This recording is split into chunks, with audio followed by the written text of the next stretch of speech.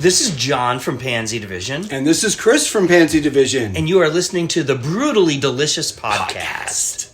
The Brutally Delicious Podcast.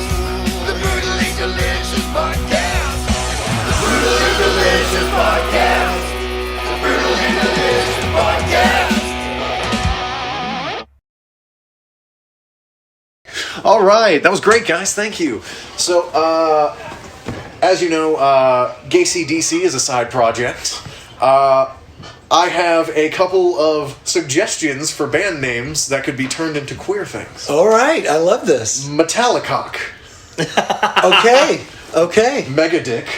Oh, I love that. Well, that's he already really good. is one. Oh, come on. Watch him become a god. Yeah, we didn't know that he was looking in a mirror when he said that. Type O positive. Wow. Okay, that's harsh. Drag Queens of the Stone Age. Oh, that's great. Yes, That is great. Nickel Bareback. Except nobody wants to hear those songs ever again, no matter who's playing them. Hey, come on, there's plenty of casinos. That's true. Y'all thought y'all faced homophobic crowds in the 90s. Wait till you played Nickelback. and then Ass, Idbath. Yes. The New Orleans heavy metal band that only had 2 records. And they're actually pretty... they're an underrated metal band, but I have like an hour-long rant about how good they are. But anyway. Wow. So you have a lot of songs about characters, songs like Kevin and Denny. There's somebody out here in the dining room. You have a lot of songs about people, songs like Kevin and Denny. Are any of these songs based off of real people in y'all's lives? Yes and no.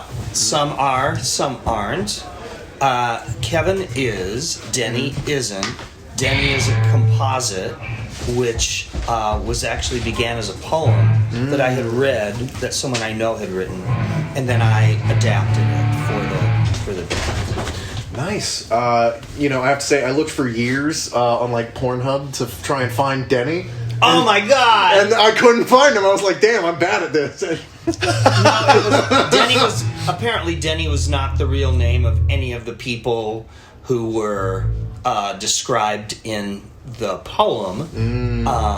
Because I asked the poet, who is a friend of mine, I said, am I going to get in trouble singing this where people are going to say, oh my God, you're talking about him?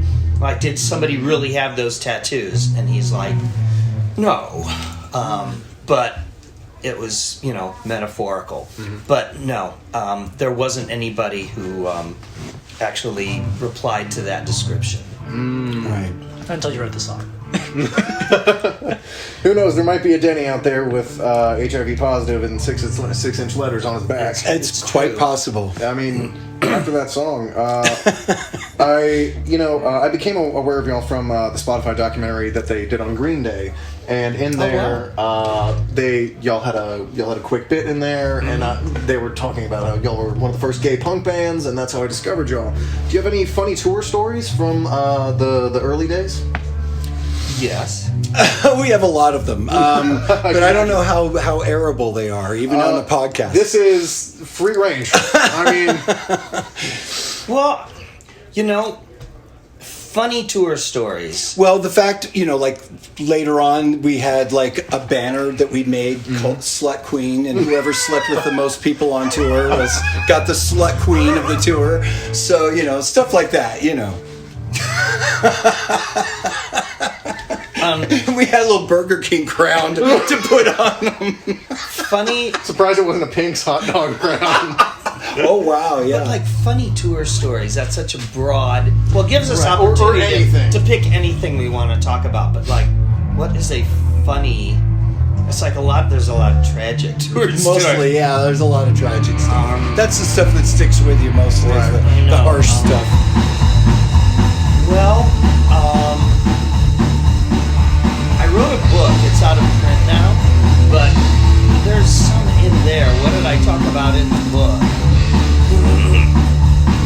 I mean, we're talking 33 years now that we've been doing this, so It's tough.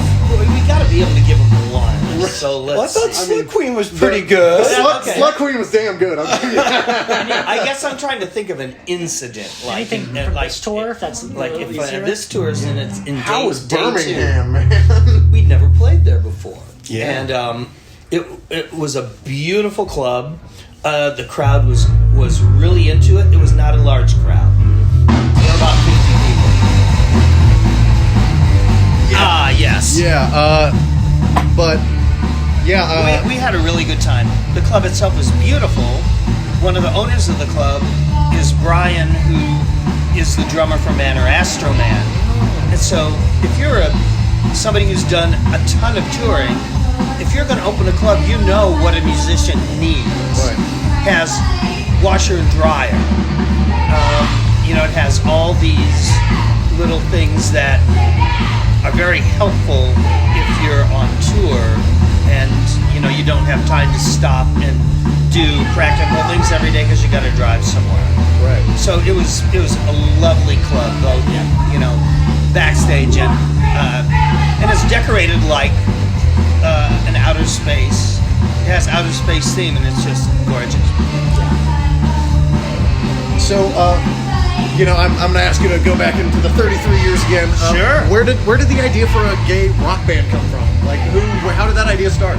We both of us thought, well, there's got to be gay people doing rock, just percentage-wise. Right. There have to be a lot of gay rock bands. Some of these rock musicians have to be gay, but there were only rumors.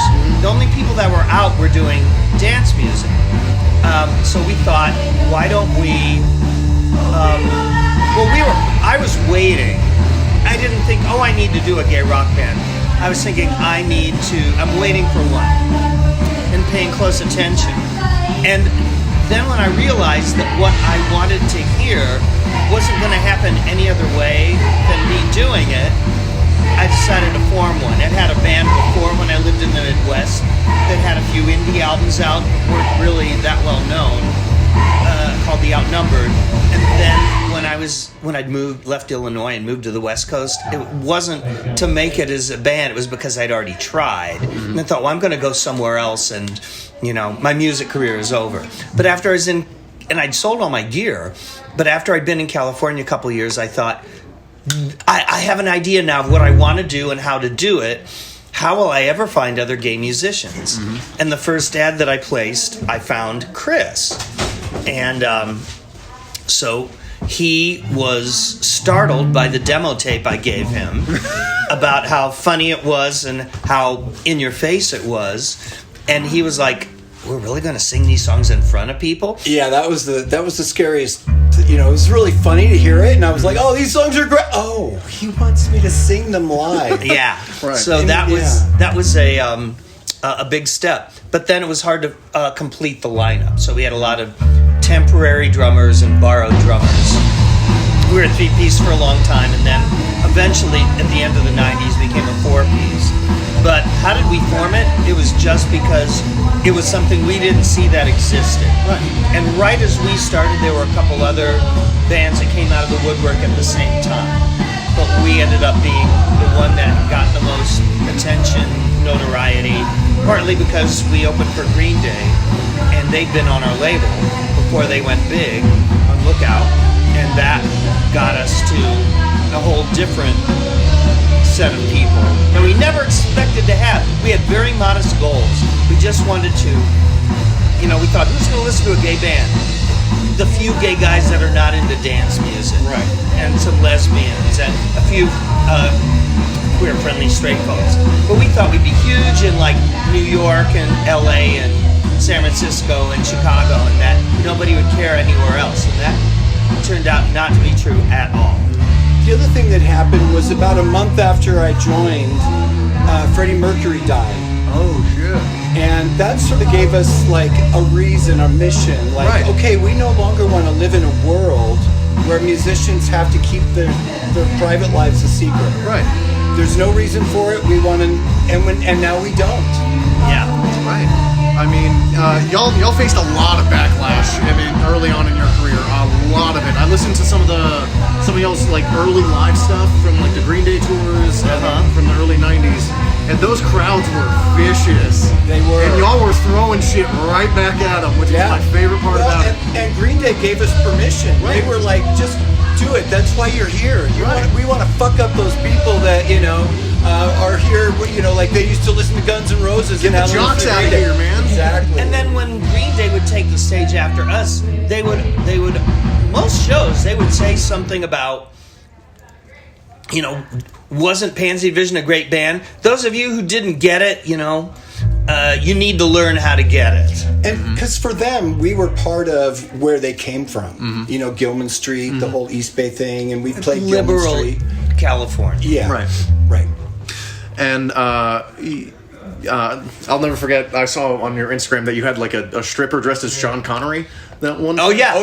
Yeah. Where did that come from, if y'all remember? We had, so I think part of it was when John started, he was just by himself. So the first few shows were just him, his guitar, and dancers up there to sort of fill the stage. People had volunteered. Yeah, and they would, they dress up or they made signs and, queer power or whatever it was. And then when I joined, we just kept them. Right. Because it was, it was funny. a lot Local of fun. shows. But then when Green Day said, would you come out on tour? We were like, oh, we can't bring bring it's just the three of us. dancers. They were like, where's your dancers? And we're like, well, we can't pay them on $250 a night. It was earlier this week I was restringing my bass, and when I was restringing it, the A string, the nut on the A string is shattered, and so it's completely, I can't use it until I get the nut fixed. Oh. Yeah. Like the string is colliding and underneath the E string. And so, but I mean, that's what you get when you buy an Amazon guitar for $100. Oh yeah. Broke college kids, man. That's all we can afford. So what's next? Next question. Yeah. So, I know y'all are all signed to Alternative Tentacles right now. Yeah. I have two questions. The first is, was that Jello Biafra on Average Men? Yes. He's credited. Yeah. Really? On Spotify, he's not credited. No, I know. It's weird because he is on our record. Right.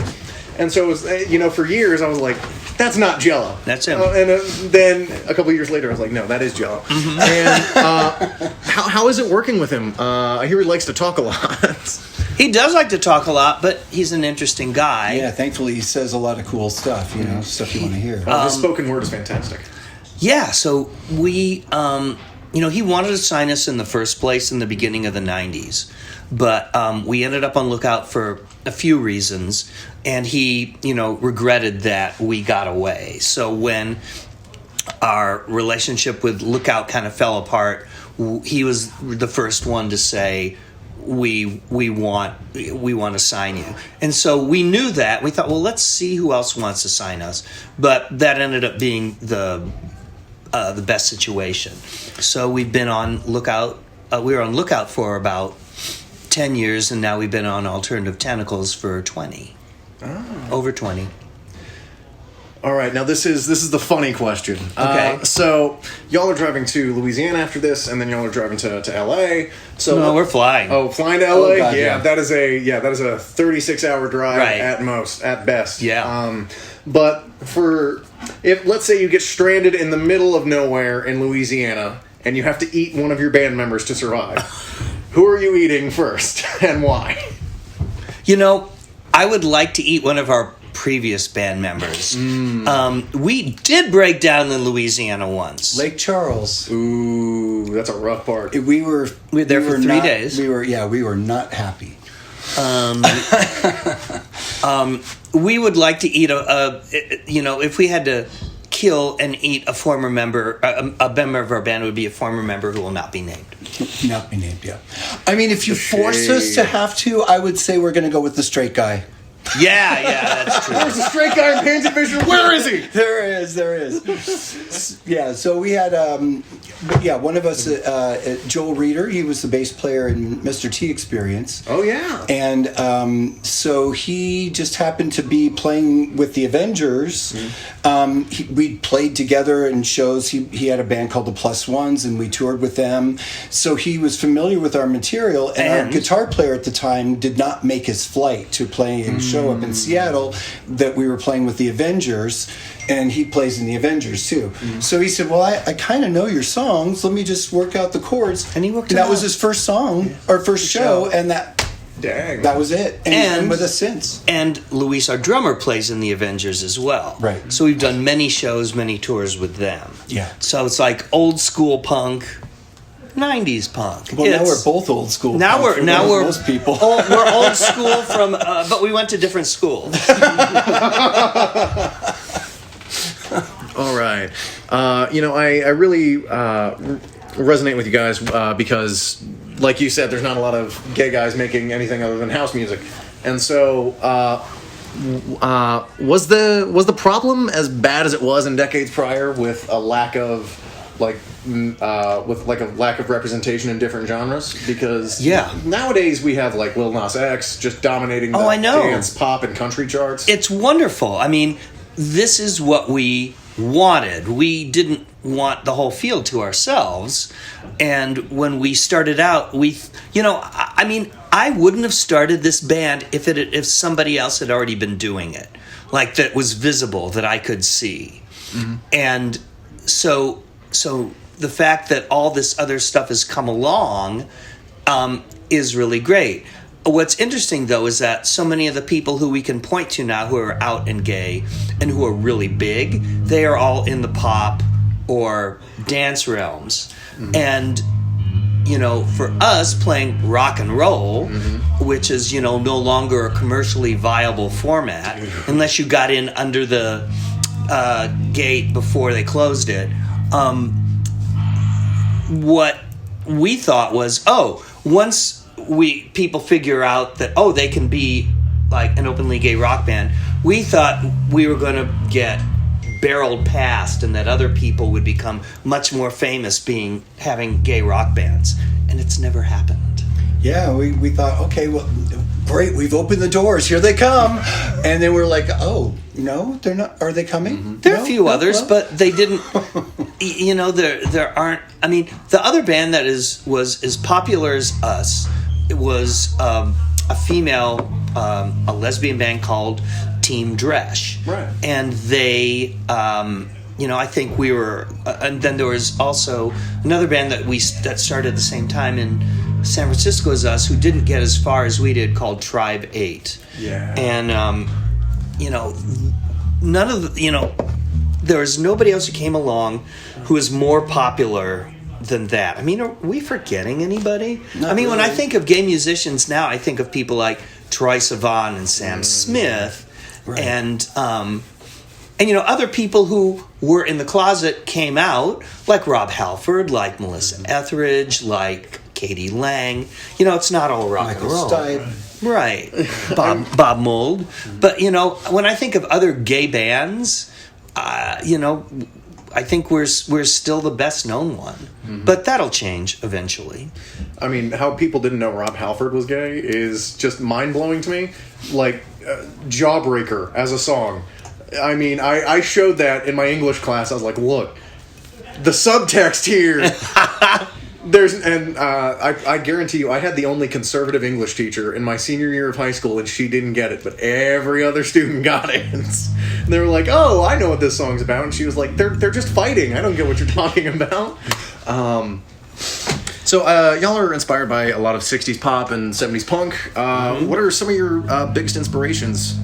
I hear a lot of similarities to the Shangri-Las, especially in your love songs, and I hear a lot of Black Flag in your your upper tempo songs. Are there any other main influences? I love the Shangri-Las, and I like they're a perfect example of a '60s influence that I think I absorbed without being able to say, "Oh, that's the Shangri-Las where I got that from." But we listen to a lot of what you listen to from the 60s, which is Motown, and the Supremes, and the Four Tops, and people like that, and then the Beatles and Stones and the Who and the Kinks, and the Kinks in particular. But in the 70s, Chris and I diverged, because I don't really care for much 70s rock, and that's what he really got into and still loves. So we have a variety of influences. Yeah, Kiss for me was the big gateway for me to do anything. I mean, I love the Beatles from being a kid growing up. All my childhood memories are here's the latest Beatles song, and I'm like, oh wow, so it's all part of my childhood. But when I turned 14, Kiss in 1975 was the biggest thing ever. So that made me want to pick up a guitar and play. But I had a weird friend at age 16, who gave me a brand new album, the first album by the Ramones. Ooh. So, punk was huge for me. So we have more punk sound than we have hard rock sound.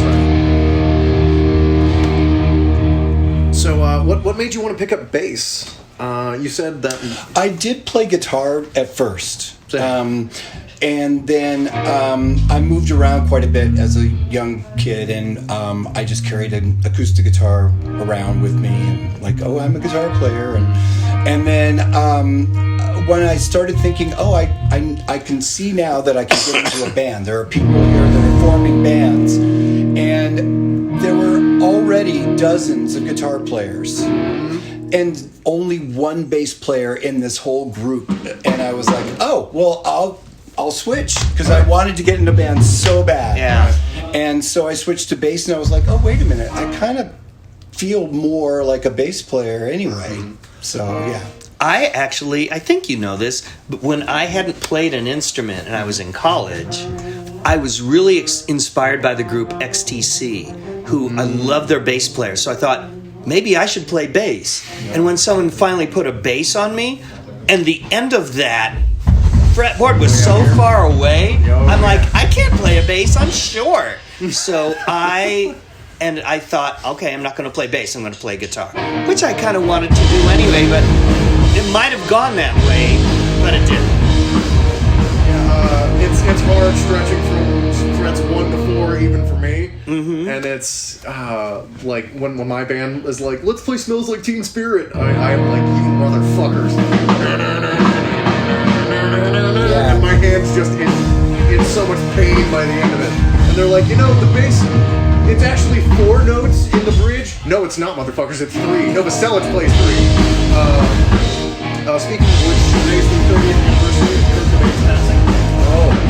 Oh my God. Yeah. And God, I wish I could imagine a 56-year-old Kurt Cobain with a legacy of music that he'd made since then. It's such a shame. It is. I mean, I'm not a huge fan of AI art, but there's some guy in Canada who's making AI Nirvana albums, and no, it sounds bad, but they sound just like Kurt. It's scary. It's scary. Welcome to the future. I know, man. Do you have another question? Yes. We need to go. Oh, no worries. One more. Yeah, we can end it now. I've ran out of questions. Okay. Yeah, I kind of want to